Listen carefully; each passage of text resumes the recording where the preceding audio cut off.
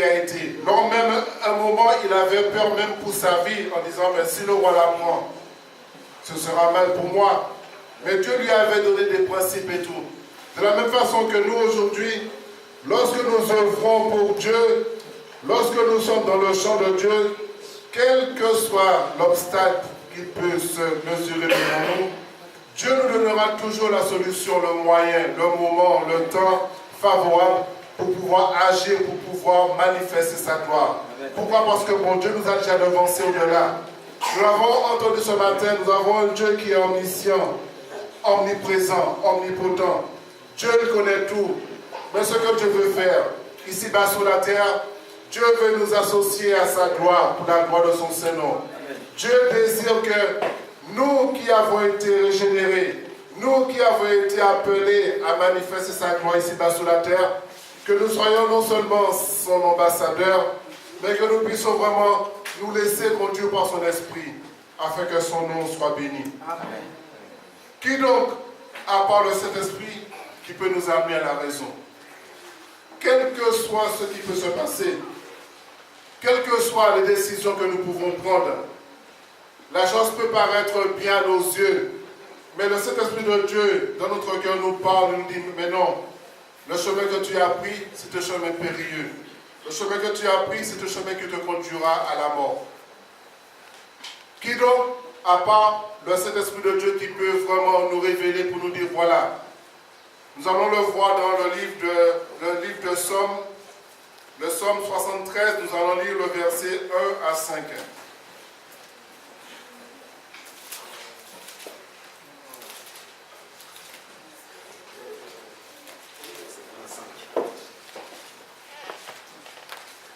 Oui, Dieu est bon pour Israël, pour ceux qui ont le cœur pur.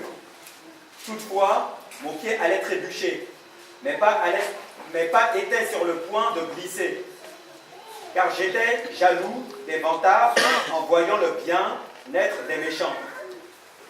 Rien ne les tourmente jusqu'à leur mort, et leur corps prend de l'embonpoint. Ils n'ont aucune part aux souffrances humaines. Ils ne sont pas frappés comme le reste des hommes. C'est pourquoi ils se parent de l'orgueil comme d'un collier. La violence les enveloppe comme un manteau. Leurs yeux ressortent dans un visage plein de graisse. Les mauvaises pensées de leur cœur débordent. Amen. Gloire à Dieu. C'était jusqu'au verset 5. Ah, pardon. Voilà.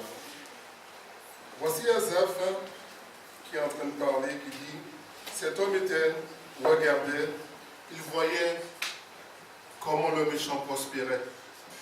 Il voyait que rien n'arrivait au méchant. Tout ce que le méchant faisait, c'était la réussite.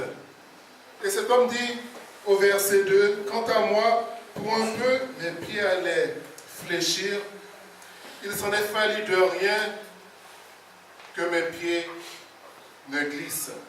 Car, au verset 3, il dit, car je jalousais les insensés en voyant la postérité des méchants. Nous voyons les œuvres des ténèbres sont toujours évidentes lorsqu'on l'a lu dans Galates 5. La jalousie, la méchanceté, l'ivrognerie. Il suffit que nous nous laissons entraîner par une de ces choses. Cela peut nous amener à la dérive. Loin, loin, loin, loin de la face de Dieu. Et cet homme dit qu'il s'en est fallu d'un peu qui montre qu'il suffit de rien pour que l'enfant de Dieu puisse fléchir. Mais la grâce que nous avons encore le Saint-Esprit de Dieu qui vient, qui est là, toujours présent, pour pouvoir nous parler, pour pouvoir nous secourir, pour pouvoir nous interpeller, afin qu'on puisse reprendre conscience. Et Asaph, au verset 16, il dit que j'ai donc réfléchi pour comprendre cela. Ce fut pénible à mes yeux jusqu'à ce que j'arrive au sanctuaire de Dieu. Alors, j'ai compris le sort final des méchants. Encore, c'est l'Esprit de Dieu qui vient encore mettre dans ton cœur cette vision, qui enlève toute cette obscurité. Parce que l'ennemi que nous avons, ce qu'il fait, il fait tout pour pouvoir ternir la gloire de Dieu. Mais l'Esprit de Dieu est là pour pouvoir nous ramener dans le plan de Dieu, nous ramener dans la gloire de Dieu. Et Dieu nous dit dans sa parole aussi, dans sa parole, que nous devons veiller sur notre cœur, car c'est là que viennent les sources de la vie. Quelle que soit la situation, nous devons veiller sur notre cœur.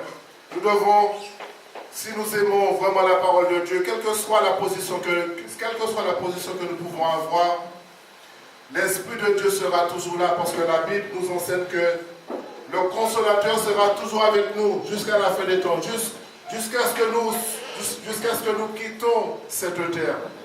Donc il est toujours là, fidèle, afin de nous maintenir dans le plan de Dieu. Voilà le rôle de cet Esprit de Dieu.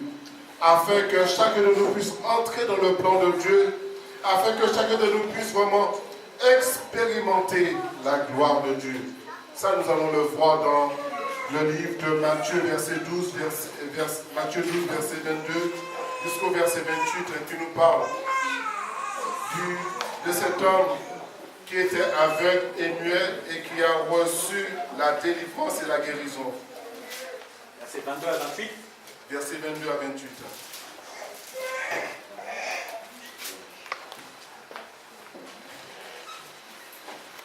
Alors on lui amena un démoniaque que l'aveugle est muet, et il le guérit de sorte que le muet parlait et voyait. Toute la foule disait étonnée, n'est-ce pas là le fils de David? Lorsque les pharisiens entendirent cela, ils dirent, cet homme ne chasse les démons que par Belzébul, le prince des démons.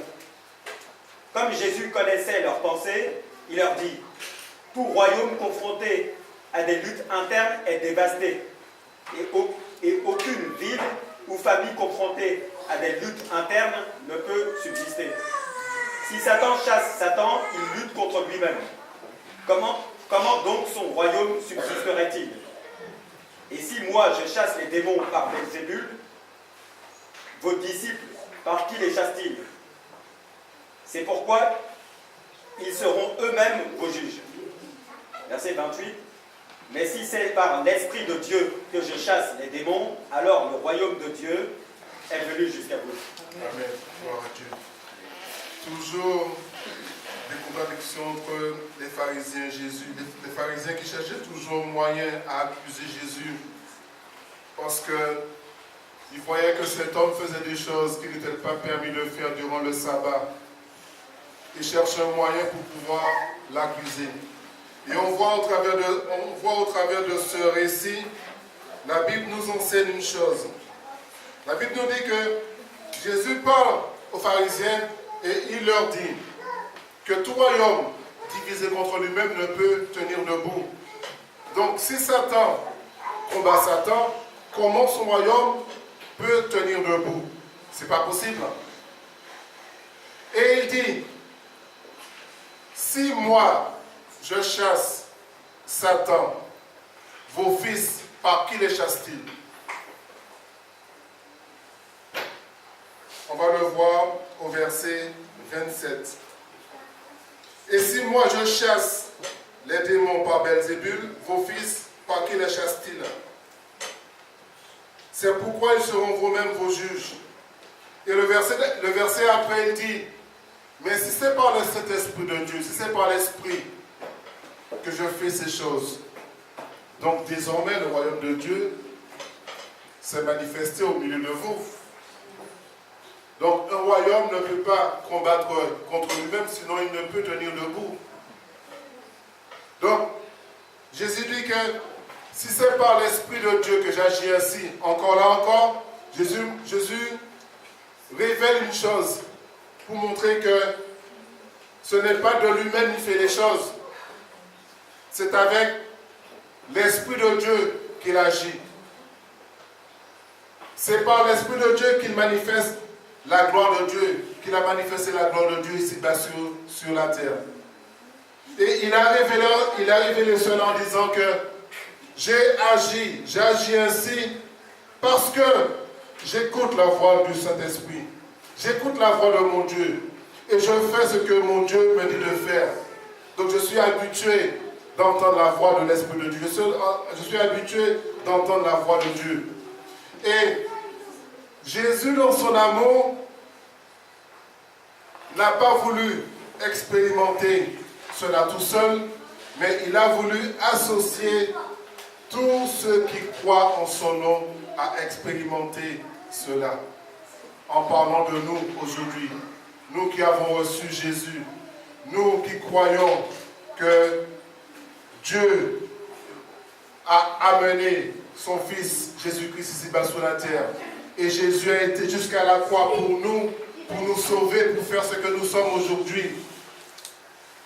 Et Jésus, dans son amour, il a dit au Père, il a prié, et il a dit à ses disciples qu'il était avantageux qu'ils s'en aillent pour nous envoyer le Consolateur. Et c'est pas à travers ce Consolateur que nous pouvons refléter la gloire de Dieu ici-bas sur la terre. C'est par la grâce de Dieu aujourd'hui que nous pouvons refléter l'image de Dieu ici-bas sur la terre. Jésus-Christ, lui qui connaît ces choses, lui qui vit ces choses, a voulu et désire que ses enfants, ceux qui lui appartiennent, puissent expérimenter, puissent vivre vraiment cela. Et c'est pour cela que nous ne serons jamais orphelins, parce que Jésus a fait quelque chose de merveilleux pour nous. Il est parti, comme il a dit, il était avantageux qu'il s'en aille, afin de nous envoyer le Consolateur, afin que l'Esprit de Dieu puisse nous conduire dans toute la vérité. Et c'est pour cela qu'aujourd'hui nous pouvons témoigner la gloire de Dieu ici-bas sur la terre. Celui qui s'efforce à marcher selon le conseil de l'Esprit de Dieu fera des choses merveilleuses pour Dieu ici-bas sur la terre. Celui qui s'efforce d'écouter le Saint-Esprit de Dieu sera un homme différent parmi tous les hommes ici-bas sur la terre. Pourquoi? Parce qu'il agira selon le conseil de l'Esprit, et l'Esprit l'amènera toujours à manifester la gloire de Dieu.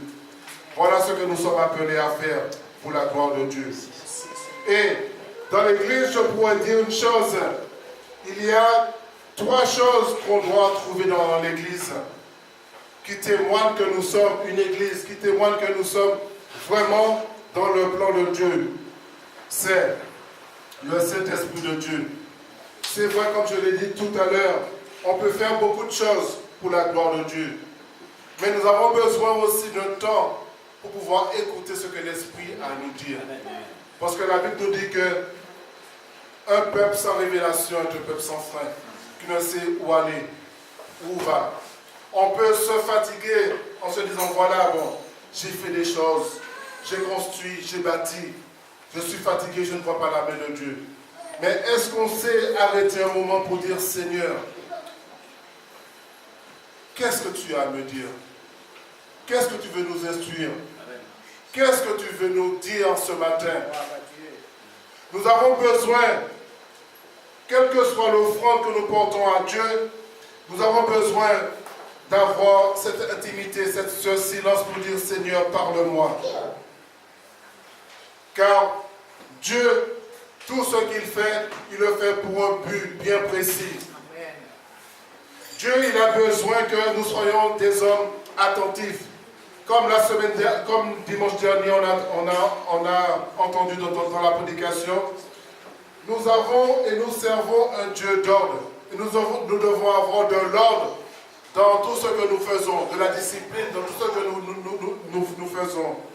Nous avons lu Samuel lorsqu'il est parti pour pouvoir oindre David. Il est parti avec sa corde d'huile pour pouvoir oindre un homme selon Dieu. Et qu'est-ce que la Bible nous dit? Et aussitôt, cet homme fut rempli du Saint-Esprit de Dieu pour manifester la gloire de Dieu. Et pas seulement un jour, mais le jour suivant, le jour d'après. Et David a expérimenté vraiment la vie dans l'Esprit, la vie du Saint-Esprit. Lors même, lorsqu'il avait commis ce péché devant Dieu en prenant la femme d'Uri. Et le serviteur vient lui rappeler tout cela. Il implora Dieu en disant, Dieu, je t'en prie, ne me retire pas ton Esprit Saint. Parce qu'il avait expérimenté, avant de connaître Dieu, il avait une vie semblable à un homme ordinaire. Mais le jour où il a connu Dieu, le jour où il a connu le Saint-Esprit de Dieu, il a vu que c'était une vie vraiment différente. Et quel que soit ce qu'il faisait, il recherchait toujours la compassion, la gloire de Dieu dans sa vie. Et donc nous devons aussi à notre tour rechercher le conseil de l'Esprit de Dieu, savoir ce que Dieu a pour nous. Et cela nous donnera de la force, de l'endurance, de l'espérance, à toujours espérer en ce Dieu qui agit toujours. Amen. Amen. Nous devons retrouver dans l'Église le Saint-Esprit de Dieu, l'eau qui représente le baptême et le sang qui est le sacrifice de notre Seigneur Jésus-Christ. Voilà ça qui témoigne la gloire de Dieu. Voilà ce qui témoigne la gloire de Dieu dans la vie de l'Église de Dieu. Donc, recherchons ce qui contribue à la gloire de Dieu. Parce que Jésus a dit qu'il était avantageux qu'il s'en aille afin de nous envoyer le Consolateur. L'Esprit de Dieu, la Bible nous dit qu'il sera en nous. Mais nous l'avons aujourd'hui, nous qui avons expérimenté la gloire de Dieu. Ceux qui sont baptisés, ceux qui ont reçu Dieu dans sa vie. Ceux qui ont dit, Seigneur, je me livre à toi, je me donne à toi. Le Saint-Esprit de Dieu n'est pas seulement autour de toi, mais maintenant il vit en toi. Amen. De la même façon que lors de la perversion, où l'Esprit s'est retiré dans la vie de l'homme, mais en Jésus-Christ, l'Esprit de Dieu à nouveau est entré dans la vie de l'homme, en acceptant Jésus-Christ comme son sauveur personnel. Voilà ceux qui étaient déchus. Dieu a fait de nous un homme nouveau, un homme régénéré pour la gloire de son Saint-Nom. Et Dieu sera béni en ce matin pour la gloire de son Saint-Nom. Donc, le Saint-Esprit de Dieu, lui, ce qu'il fait, il nous conduit dans toute la vérité pour la gloire de son Saint-Nom. Maintenant, nous qui étions loin, sans Dieu, sans espérance, aujourd'hui, nous sommes devenus proches par le sang de son Fils Jésus-Christ à la croix. Donc nous pouvons témoigner de la gloire de Dieu. Nous devons rechercher, aspirer à des dons merveilleux pour la gloire de son Saint-Nom. L'Église, je dirais, possède tout ce dont il a besoin pour pouvoir manifester la gloire de Dieu. Aujourd'hui, ce qu'il faut savoir, comme je l'ai dit en début, nous devons faire un bilan de notre vie pour savoir, est-ce que ma vie plaît à Dieu? Est-ce que je suis à mon poste? Et comme je l'ai entendu ce matin dans l'école du dimanche, nous ne devons pas avoir peur, avoir de la crainte pour faire ce que Dieu nous appelle à faire. Car un jour viendra, nous serons face devant notre Seigneur. Et Dieu nous demandera à chacun compte de ce qu'il a mis en nous, son Esprit Saint. Ce même Esprit qui était sorti dans le corps de l'être humain, ce même Esprit aujourd'hui vit en dedans de nous au travers de son Fils Jésus-Christ. Nous qui avons accepté son sacrifice à la croix pour la gloire de son Saint-Nom. Donc, Dieu dans sa miséricorde, Dieu dans son immense amour, ce qu'il a fait, il nous a sauvés pour la gloire de son Saint-Nom. Et nous devons marcher selon le conseil de l'Esprit. Le rôle du Saint-Esprit de Dieu, c'est de nous conduire dans le plan de Dieu. C'est de nous maintenir dans la vision pour la gloire de Dieu. Donc aujourd'hui, je dois m'asseoir et dire, Seigneur, ouvre mes yeux, enlève ce collier. S'il y a de l'obscurité en moi, je te prie en ce matin, délivre-moi, affranchis-moi, afin que je sois une pierre édifiante pour la gloire de ton Saint-Nom. Car tu as dit que nous sommes des pierres vivantes. Toi qui es la pierre angulaire, nous devons bâtir sur ce bon fondement pour la gloire de ton Saint-Nom. Non comme nous le voulons, mais selon comme toi tu le veux, au nom de Jésus-Christ. Amen. Amen. Amen. Nous allons nous tenir debout en ce matin.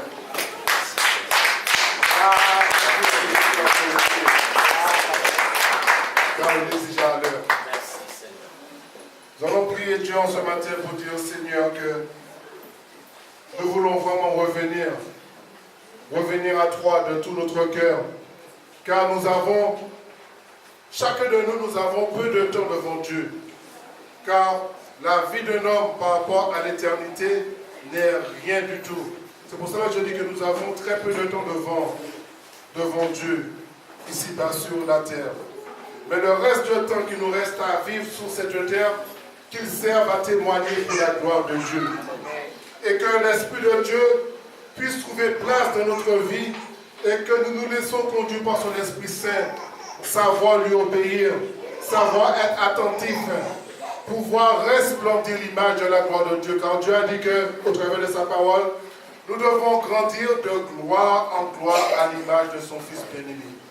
Amen. Amen. Alors nous allons prier en ce matin dans ce sens pour la gloire de son Seigneur. Seigneur, en ce matin, je viens devant l'autel de ta grâce pour te bénir, pour te louer, pour te dire que tu es vraiment digne de gloire et de louange. Et nous savons que sans ton Esprit Saint, nous pouvons être agréés.